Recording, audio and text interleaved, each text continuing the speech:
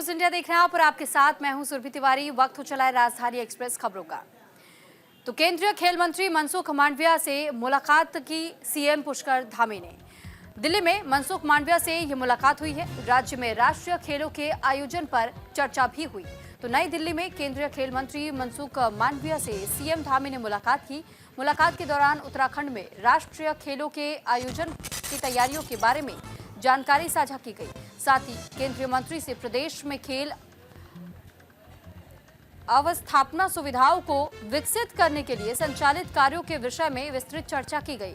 इस दौरान केंद्रीय मंत्री से जनपद अल्मोड़ा के डीना पानी में उच्च स्तरीय खेल सुविधाओं के निर्माण, हर विकासखंड स्तर पर एक बहुउद्देशीय स्पोर्ट्स हॉल की स्थापना के लिए आवश्यक धनराशि स्वीकृत करने, नई टिहरी के शिवपुरी में संचालित साहसिक प्रशिक्षण केंद्र के उच्चीकरण के लिए भी धनराशि की स्वीकृति दिए जाने का अनुरोध किया गया।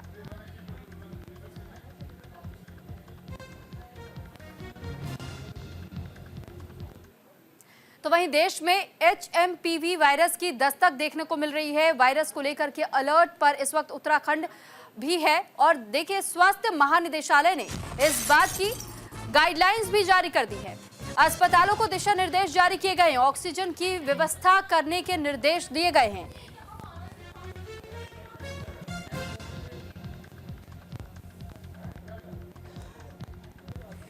तो फिलहाल आपकी जानकारी के लिए बता दें कि चीन में कोरोना वायरस के बाद से नया वायरस तेजी से अपने पैर पसार रहा है और जिसके चलते भारतीयों की टेंशन इस वक्त बढ़ चुकी है, क्योंकि इस नए वायरस HMPV के कई मामले अब तक देश के अलग अलग हिस्सों से भी सामने आ चुके हैं। इसको ध्यान में रखते हुए अलग अलग राज्य सरकारों की ओर से भी गाइडलाइंस अब जारी की जा रही हैं और इसी बीच उत्तराखंड में भी HMPV को लेकर गाइडलाइन जारी कर दिया गया है। स्वास्थ्य महानिदेशालय उत्तराखंड ने HMPV वायरस जैसी सांस संबंधी बीमारियों की रोकथाम के लिए दिशा निर्देश जारी किए हैं। सभी अस्पतालों में संक्रमित मरीजों के इलाज के लिए आइसोलेशन बेड और ऑक्सीजन की व्यवस्था करने के भी निर्देश दे दिए गए हैं। हालांकि उत्तराखंड में अभी तक इस नए वायरस के एक भी मामले सामने नहीं आए हैं। साथ ही ये भी आपकी जानकारी के लिए बता दें कि इस वायरस को लेकर के डॉक्टर्स और एक्सपर्ट्स की टीम भी अब तक लोगों से ये अपील कर चुकी है कि घबराने की बिल्कुल भी जरूरत नहीं है, क्योंकि वायरस कोई नया नहीं है। इसके लक्षण इन्फ्लुएंजा या फ्लू की तरह ही नजर आते हैं और इसे ठीक भी किया जा सकता है।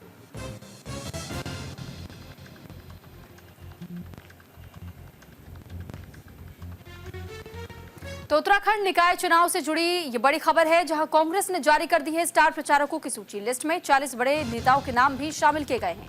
नेता प्रतिपक्ष यशपाल करेंगे पार्टी का प्रचार प्रसार। तो पूर्व सीएम हरीश रावत और डॉक्टर हरक सिंह को जिम्मेदारी सौंपी गई है। कांग्रेस प्रदेश अध्यक्ष करण महारा भी करेंगे प्रचार। तो फिलहाल लिस्ट में 40 बड़े नेताओं के नाम कांग्रेस की ओर से शामिल किए गए हैं और साथ ही ये जानकारी आपको दे दें, दरअसल ये बताया जा रहा है कि उत्तराखंड निकाय चुनाव को लेकर के अब तक जिस तरह बीजेपी एक्टिव मोड पर काम कर रही थी, अपने उम्मीदवारों की घोषणा पहले ही कर चुकी थी, इंतजार कांग्रेस के उम्मीदवारों का था, लेकिन कांग्रेस की ओर से अब स्टार प्रचारकों की सूची फिलहाल जारी की गई है और उम्मीदवारों के नामों की घोषणा के साथ ही अब स्टार प्रचारकों के नाम भी सामने आ चुके हैं। और देखिए 40 बड़े नेताओं के नाम इसमें कांग्रेस की ओर से शामिल किया गया है। नेता प्रतिपक्ष यशपाल पार्टी का प्रचार प्रसार करते हुए नजर आएंगे, यानी कांग्रेस के लिए लगातार वोट की अपील वो करते हुए नजर आएंगे और साथ ही जो तमाम उम्मीदवार इस वक्त चुनावी मैदान में कांग्रेस की ओर से हैं, उनके लिए भी लोगों के समक्ष जाकर के वोट की अपील वो करेंगे। तो वहीं पूर्व सीएम हरीश रावत और डॉक्टर हरक सिंह को भी जिम्मेदारी सौंपी गई है। इस पर ज्यादा जानकारी के साथ अनुज अवस्थी हमारे साथ जुड़ चुके हैं। अनुज, निकाय चुनाव को लेकर के अब तक तो बीजेपी एक्टिव मोड पर काम करती हुई नजर आ रही थी, लेकिन अब कांग्रेस की तरफ से भी हम देख पा रहे हैं कि कैसे अब सूची जारी की जा रही है। 40 बड़े नेताओं के नाम भी इस स्टार प्रचारकों की लिस्ट में शामिल किया गया है। बिल्कुल, अभी तक की तो बीजेपी ही स्टार प्रचारकों की लिस्ट जारी कर रही थी, लेकिन अब कांग्रेस भी स्टार प्रचारकों की लिस्ट जारी करी है, जिसमें कई बड़े नाम हैं। पूर्व मुख्यमंत्री हरीश रावत की अगर बात करें, नेता प्रतिपक्ष यशपाल आर्या है, भुवन कापनी है, तमाम जो साथ साथ कांग्रेस के जो प्रदेश अध्यक्ष करण मेहरा समेत तमाम जो कांग्रेस के कार्यकर्ता और नेता है वो वीवीआईपी लिस्ट में है और ये 40 जो बड़े नाम है ये स्टार प्रचारकों की लिस्ट में है और ये जगह जगह जाकर के कांग्रेस के लिए वोट मांगे। तो कांग्रेस ने एक लिस्ट जारी करी, साथ साथ पूर्व सीएम हरीश रावत भी हैं जो चाहे वो हरिद्वार हो, चाहे वो रामनगर हो, चाहे वो अल्मोड़ा हो, चाहे वो राजधानी देहरादून हो, तमाम जगहों पे जो मेयर पद के प्रत्याशी हैं, जो पार्षद पद के प्रत्याशी हैं, जो नगर पालिका परिषद के प्रत्याशी, उन तमाम प्रत्याशियों के लिए वोट की अपील करेंगे, जनता से जनसंवाद करेंगे, डोर टू डोर कार्यक्रम करेंगे। कांग्रेस ने लिस्ट जारी करी है। कांग्रेस में भले ही सिर्फ टवल चल रहा हो, लेकिन ये जो लिस्ट जारी करी है, इससे साफ जाहिर होता है, क्योंकि हरक सिंह को भी रखा गया है, जो कभी बीजेपी में जिनकी तूती बोलती थी, कैबिनेट मंत्री हुआ करते थे, आज जो कांग्रेस में है, तो उनकी भी स्टार प्रचारकों में लिस्ट है। भुवन कापड़ी है, नेता प्रतिपक्ष है, तमाम जो वीवीआईपीज है, उनको सबको रखा गया है। लेकिन अनुज, कांग्रेस ने अब तक पिछले 2 चुनाव में भी हमने देखा कि किस तरह बीजेपी अपना होल्ड धीरे धीरे उत्तराखंड में बेहद मजबूत करती जा रही है और अभी भी बीजेपी का होल्ड उत्तराखंड में स्ट्रांग नजर आता है। वहीं दूसरी तरफ जब हम कांग्रेस की बात करते हैं तो कांग्रेस कहीं ना कहीं धरातल से भी गायब दिखाई दे रही है और जब निकाय चुनाव बेहद नजदीक है तो इससे पहले भी हमने देखा कि कांग्रेस हर कदम उठाने के लिए देरी बरत रही है। तो ऐसे में क्या इसका खामियाजा उठाना पड़ सकता है? बिल्कुल, चूंकि बीजेपी लगातार अपना वर्चस्व बना रही है, सत्ता है, सरकार है, मुख्यमंत्री है, लगातार सरकार की जो योजना है वो जन जन तक पहुंच रही है, केंद्र सरकार की जो योजना है वो जन जन तक पहुंच रही है। लेकिन वही कांग्रेस की अगर बात करें तो कांग्रेस के जो आला कमान है वो अपना वर्चस्व किस प्रकार से बना सके। हाँ, चूंकि 2 सीट जरूर जीती थी जब वो चुनाव हुआ था, मंगलौर विधानसभा सीट और बद्रीनाथ विधानसभा सीट। उसके बाद केदारनाथ सीट हो या लोकसभा चुनाव हो, इन तमाम चुनावों में जो है कांग्रेस को हार मिली है। लेकिन अब एक बार फिर से उनको उम्मीद जगी है कि नगर निकाय चुनाव में उनको जीत मिलेगी। लेकिन अब ये जनता के पक्ष में है, क्योंकि ये जो नगर निकाय चुनाव होते हैं ये डेवलपमेंट के आधार पे होते हैं। आपने सड़क कितनी बनाई, बिजली कितनी है, पानी किसी को मिल रहा है कि नहीं मिल रहा है, इन तमाम चीजों को लेकर के ये चुनाव होते हैं। और ये चुनाव उसी पे डिपेंड है कि हमारा पार्षद कौन होगा, हमारा जो मेयर है वो कौन होगा। मेयर पद के चाहे उम्मीदवारी में, चाहे हम राजधानी देहरादून की अगर बात करें तो दोनों ही पक्ष, बीजेपी और कांग्रेस, दोनों ने जोर शोर कर रखा है। लेकिन अब चूंकि अभी तक की बीजेपी की लिस्ट नहीं जारी हुई, कांग्रेस ने लिस्ट जारी करी। अब बीजेपी किन किन नेताओं को लेकर के उत्तराखंड आ रही है, बाहर से किन मंत्रियों को लेकर आ रही है और उत्तराखंड के किन किन जो स्टार प्रचारकों की सूची में, ये देखना है। लेकिन फिलहाल कांग्रेस ने लिस्ट जारी करी और कांग्रेस इस बात को बोल रही है कि जनता अब मन बदल रही है। राजधानी देहरादून जो कभी स्मार्ट सिटी कही जाती थी, उन लोगों के साथ छल किया गया है, बीजेपी सरकार ने छल किया। इस तरीके के आरोप प्रत्यारोप कांग्रेस बीजेपी पर लगा रही है। लेकिन बीजेपी का वही कहना है कि हमारी सरकार भी है, डबल इंजन की सरकार है। और अगर सवाल ये भी कि इस बार नगर निकाय चुनाव को लेकर के दोनों पार्टियों के क्या अपने अपने कुछ एजेंडे हैं, पहले से क्या कुछ मुद्दे तैयार हैं, और धरातल की अगर बात की जाए तो जमीनी स्तर पर वहां के लोगों की क्या कुछ मांगे हैं, क्या कुछ उनके मुद्दे हैं, इसको लेकर क्या अपडेट या क्या जानकारी और आपके पास? बिल्कुल, अगर मुद्दों की अगर हम बात करें तो बीजेपी हो या कांग्रेस हो, कांग्रेस का ये कहना है, जैसा कि मैंने पहले भी बोला, कि जो राजधानी देहरादून स्मार्ट सिटी के नाम पे जगह जगह गड्ढे हैं, सड़क नहीं बनी हुई है, जल भराव की स्थिति है, इन तमाम चीजों को हम दूर करेंगे।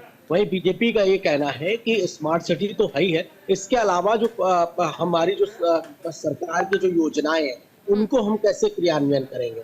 हम अगर मेयर बनते हैं, जो सौरभ प्रत्याशी अगर मेयर बनते हैं तो हम जो सरकार की जो योजनाएं, केंद्र सरकार की जो योजना है वो जन जन तक पहुंचाने का काम करेंगे। इसके अलावा डेवलपमेंट करेंगे। अगर हम नगर निगम के द्वारा जितना भी डेवलपमेंट हो सकता है हम उतना डेवलपमेंट करेंगे। साथ साथ डोर टू डोर लोगों की परेशानियों को समझेंगे, उनका निराकरण करेंगे। इन तमाम वादे जो है नेता करें। लेकिन जमीनी हकीकत की अगर हम बात करते हैं तो जमीनी हकीकत ये है कि जनता जो जनार्दन है उसका ये कहना है कि जो डेवलपमेंट करेगा, जो सड़क बनाएगा, जगह जगह जो गड्ढे हैं उनको भरेगा, जहाँ पे पानी की समस्या है उसको दूर करेगा, जहाँ पे बिजली की समस्या है उनको दूर करेगा, इन तमाम चीजें जो दूर करेगा उसको हम वोट देंगे, उसी को हम आगे जिताएंगे, चाहे वो कांग्रेस पार्टी चाहे बीजेपी पार्टी। फिलहाल आरोप प्रत्यारोप का दौर लगातार जारी है, डोर टू डोर कार्यक्रम चल रहे हैं जी। अब ये देखना है कि 23 तारीख को किसके पक्ष में वोटिंग। जी ठीक है अनुज, बहुत धन्यवाद आपका तमाम जानकारी हम तक पहुंचाने के लिए। तो वहीं देहरादून में बीजेपी प्रत्याशी ने डोर टू डोर प्रचार किया और कैंट विधानसभा क्षेत्र में मतदाताओं से वोट भी मांगा है। दरअसल पार्टी के नेताओं के साथ में जनसंपर्क बनाने की कोशिश भी की गई। सौरभ थपलियाल ने कई वार्डों में जनसभाएं की। बीजेपी से मेयर प्रत्याशी है सौरभ थपलियाल। तो देहरादून में निकाय चुनाव को लेकर के प्रचार प्रसार बड़े जोरों पर किया जा रहा है और अलग अलग दल और निर्दलीय प्रत्याशी अपने पक्ष में लोगों से वोट की अपील कर रहे हैं। वहीं बीजेपी के प्रत्याशी सौरभ थपलियाल ने सूरी चौक पर प्रचार कार्यालय का शुभारंभ किया। इस दौरान उन्होंने ये कहा कि युवाओं में खासा उत्साह है। साथ ही उन्होंने ये भी बताया कि पूर्व में नगर निगम में हुए विकास कार्यक्रम को लेकर वो लोगों के बीच जा रहे हैं और अपने पक्ष में वोट की अपील भी कर रहे हैं।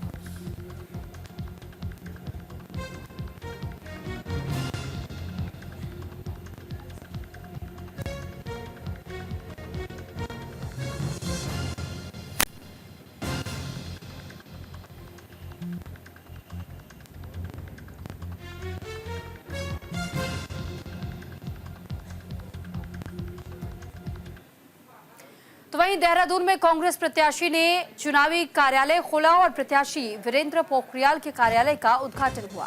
कांग्रेस प्रदेश अध्यक्ष करण माहरा ने उद्घाटन किया। उद्घाटन के बाद से दोनों ने गुरुद्वारे में जाकर माथा भी टेका। तो कांग्रेस उम्मीदवार ने लोगों से जनसंपर्क किया। डोर टू डोर कैंपेन के तहत में लोगों के समक्ष जाकर के बीजेपी की कमियों को गिनाने का काम किया। निकाय चुनाव के लिए नामांकन दाखिल करने के बाद से अब राजनीतिक दलों ने अपने अपने प्रत्याशियों को चुनावी रण में उतारने के साथ ही जनसंपर्क करना भी शुरू कर दिया है। देहरादून नगर निगम के लिए कांग्रेस प्रत्याशी वीरेंद्र पोखरियाल और कांग्रेस प्रदेश अध्यक्ष करण माहरा ने कल रेस कोर्स में पहले कार्यालय का उद्घाटन किया और उसके बाद प्रकाश पर्व पर गुरुद्वारे में जाकर माथा टेका। इसके साथ ही अलग अलग स्थान पर लोगों से जनसंपर्क कर बीजेपी के कमियों को भी गिनाने का काम किया। वहीं कांग्रेस प्रत्याशी ने अपने लिए वोट की भी अपील की। वहीं वीरेंद्र पोखरियाल ने लोगों से अपार जन समर्थन मिलने का दावा किया और उन्होंने ये कहा कि मेयर बनने के बाद वो ट्रैफिक के साथ साथ देहरादून को एक सुंदर शहर बनाएंगे। वहीं प्रदेश अध्यक्ष करण माहरा ने यह कहा कि स्थानीय मुद्दों के आधार पर कांग्रेस चुनावी रण में आ चुकी है और कांग्रेस प्रत्याशियों को अपार जन समर्थन मिल रहा है। दावा यह भी किया गया कि 11 नगर निगमों में कांग्रेस को बहुमत हासिल होगा।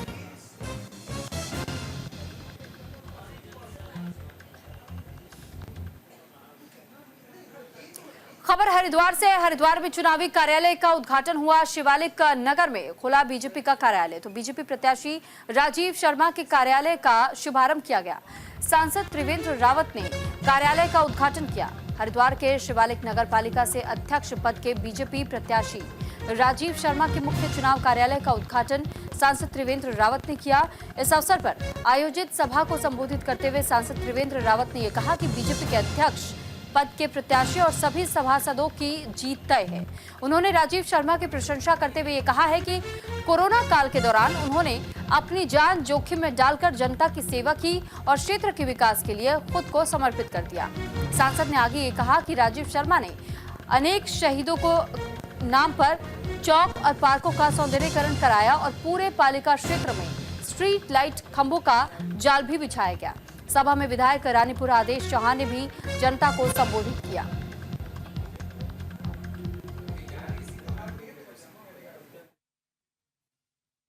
आज केंद्रीय कार्यालय का हमारा उद्घाटन हुआ है। अब सारे चुनावी काम यहाँ से संपादित होंगे। जहाँ तक जनता के बीच जाने का सवाल है, तो हमने जो पिछले कार्यकाल में काम किए उन काम के आधार पर हम जनता के बीच जा रहे हैं और जनता का अभूतपूर्व आशीर्वाद समर्थन इसने पहले भी हमें मिला और इस बार भी मिल रहा है। पिछली बार 1-2 सभासद हमारे चुनाव नहीं जीत पाए थे। इस बार 13 के 13 सभासद और अध्यक्ष 14 के 14 लोग बहुत भारी मतों से चुनाव जीतने वाले हैं। तो वहीं रुड़की में निकाय चुनाव से जुड़ी ये बड़ी खबर सामने आई, जहां निर्दलीय प्रत्याशी के कार्यालय का उद्घाटन हुआ। बबलू राणा के चुनावी कार्यालय का शुभारंभ हुआ है। रुड़की के ढंढेरा में निकाय चुनाव को लेकर के सभी पार्टियों ने तैयारी कर ली है, जिसके चलते ढंढेरा नगर पंचायत के चेयरमैन पद के निर्दलीय उम्मीदवार बबलू राणा ने अपने मुख्य कार्यालय का उद्घाटन किया और ये कहा कि पिछले 15 सालों से क्षेत्र का विकास रुका हुआ है, जिसको लेकर वो प्रयास करेंगे कि क्षेत्र के जितने भी विकास कार्य हैं उन्हें सुचारू करवा सके।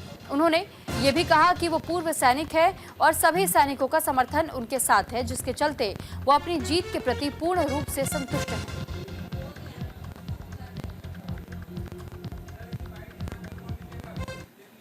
विजन तो बहुत है, बहुत विकल्प है। यहाँ पे ढंढेरा नगर पंचायत नई बनी है, तो हम हमारी जनता और पूरा क्षेत्र हमारा अशोक नगर का और ढंढेरे का जितनी भी कॉलोनियाँ हैं सबका विजन यही है कि विकास हो, विकास हो, विकास हो। पिछले 15 सालों से हमारे यहाँ कोई विकास तेजी प्रगति पर नहीं है।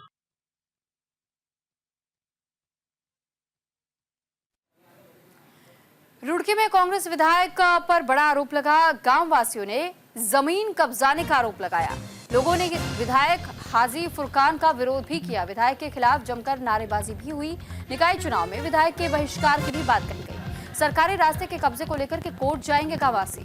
तो उत्तराखंड में नगर निकाय चुनाव का माहौल चल रहा है और इसी बीच कांग्रेस के पिरान कलियर विधायक हाजी फुरकान अहमद पर गांव के ही लोगों ने सरकारी रास्ता हथियाने का बड़ा आरोप लगाया है।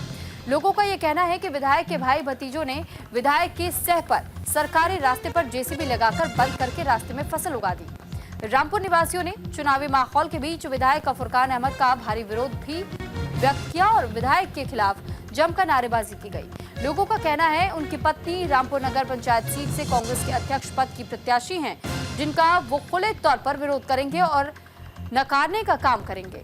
लोगों का यह भी कहना है कि यदि विधायक फुरकान अहमद इस रास्ते को कब्जा मुक्त नहीं करते तो वो कोर्ट का दरवाजा भी खटखटाएंगे।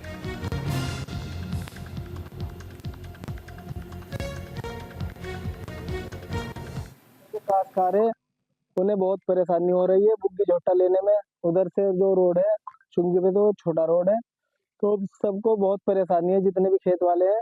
अब ये विकास है, विकास के नाम पर ही वोट मांग रहे हैं।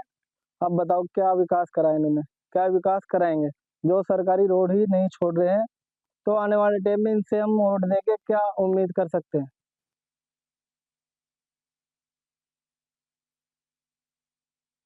बीकेटीसी अध्यक्ष अजेंद्र अजय का कार्यकाल आज पूरा होगा। नए अध्यक्ष की ताजपोशी पर धामी सरकार लेगी फैसला। अजेंद्र ने कार्य संस्कृति में सुधार के कई फैसले लिए हैं। बद्रीनाथ केदारनाथ मंदिर समिति के अध्यक्ष अजेंद्र अजय का 3 वर्ष का कार्यकाल आज पूरा हो रहा है और अध्यक्ष के रूप में अजेंद्र ने बीकेटीसी के कार्य संस्कृति में सुधार लाने को लेकर कई फैसले किए थे। विरोध के बावजूद सुधार के तटस्थ रहे नए अध्यक्ष की ताजपोशी पर धामी सरकार फैसला लेगी। अजेंद्र ने पदभार ग्रहण करते ही यात्रा को सुव्यवस्थित करने और बद्रीनाथ और केदारनाथ समेत 47 छोटे बड़े मंदिरों का प्रबंधन देखने वाली बीकेटीसी के ढांचे और कार्य संस्कृति में बड़े बदलाव लाने की पहल शुरू की थी।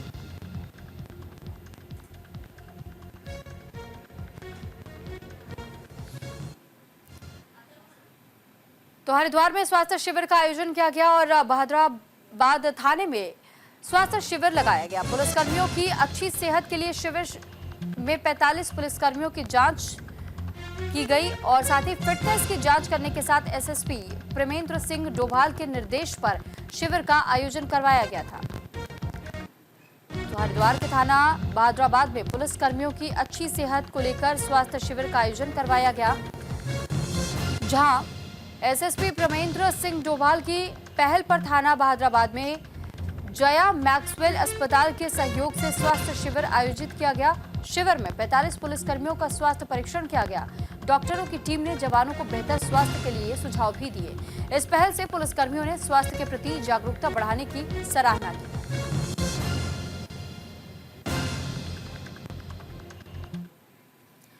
इस बीच अगली खबर हरिद्वार के बहादुराबाद से ही है, जहां पुलिस को बड़ी कार्रवाई करनी पड़ी। दरअसल सड़क किनारे खड़े ट्रकों को हटवाने का काम किया गया है। ट्रक चालकों को सख्त चेतावनी पुलिस विभाग की ओर से दी गई है। नो पार्किंग में खड़े ट्रकों से अब राहत पहुंचाने का काम पुलिस कर रही है। दरअसल लोगों की ये शिकायतें थी, लंबे समय से ये सड़क किनारे ट्रक खड़े हो जाते थे। ऐसे में बाकी आम लोगों को भी परेशानियों का सामना करना पड़ता था, जिसके बाद से पुलिस की ओर से कार्रवाई की गई। स्थानीय लोगों की शिकायत पर ही यह एक्शन हुआ है। हरिद्वार के बहादुराबाद में नो पार्किंग में खड़े ट्रकों पर पुलिस ने बड़ी कार्रवाई करते हुए इन सभी ट्रकों को रास्ते से हटने का आदेश दिया। बहादुराबाद में लगातार हो रहे सड़क हादसों को देखते हुए पुलिस ने नो पार्किंग में खड़े ट्रकों के खिलाफ सख्त कदम उठाया। थाना इंचार्ज के निर्देश पर पुलिस ने अवैध रूप से खड़े ट्रकों को हटवाया और जेसीबी मशीन से गड्ढे भी वहां खुदवा दिए। साथ ही ट्रक चालकों को सख्त चेतावनी दी गई कि भविष्य में अगर कोई वाहन नो पार्किंग में पाया जाता है तो कड़ी कानूनी कार्रवाई की जाएगी। बता दें कि नो पार्किंग में खड़े ट्रकों की वजह से हो रहे हादसों पर स्थानीय लोग लंबे समय से शिकायत कर रहे थे। वहीं पुलिस की इस कार्रवाई से लोगों ने राहत महसूस की है। पुलिस ने कहा है कि सड़क सुरक्षा को प्राथमिकता देते हुए इस तरह के अभियान आगे भी जारी रहेंगे।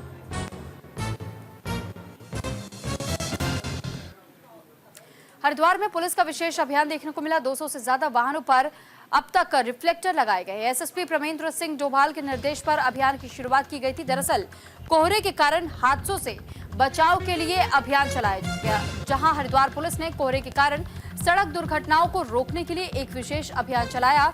श्यामपुर क्षेत्र में एसएसपी प्रमेंद्र सिंह डोभाल के निर्देश पर यातायात पुलिस और रोटरी क्लब ने मिलकर 200 से ज्यादा छोटे बड़े वाहनों पर रिफ्लेक्टर लगाए।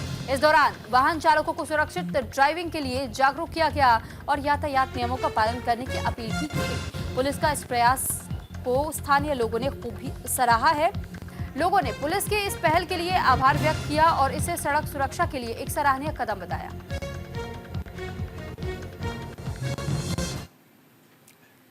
सामाजिक सरोकारों को समर्पित जौनसार बाबर की पहली फिल्म मेरे गांव की बात लगातार 5 हफ्तों तक देहरादून के सेंट्रियो मॉल में हाउसफुल चल रही है। इस उपलब्धि पर पद्मश्री बसंती बिष्ट ने फिल्म अभिनेता अभिनव चौहान को शॉल उड़ाकर सम्मानित किया। इस मौके पर पद्मश्री बसंती बिष्ट ने कहा कि क्षेत्रीय सिनेमा के इतिहास में ये कीर्तिमान पहली बार स्थापित हुआ है जब फिल्म लगातार 5 हफ्तों तक हाउसफुल चल रही हो। उन्होंने ये भी कहा कि जौनसार बाबर की सामाजिक मान्यताओं पर आधारित ये फिल्म न केवल एक चलचित्र है, बल्कि इस फिल्म के जरिए लोक संस्कृति का नव जागरण हो रहा है। बसंती बिष्ट ने आगे कहा कि ये फिल्म हरिद्वार, मसूरी और हिमाचल में भी प्रदर्शित हुई। मुझे तो बहुत अच्छी लगी। एक तो जो संस्कृति से जोड़ने का काम जो इसमें हुआ है, और म्यूजिक पक्ष बहुत अच्छा था।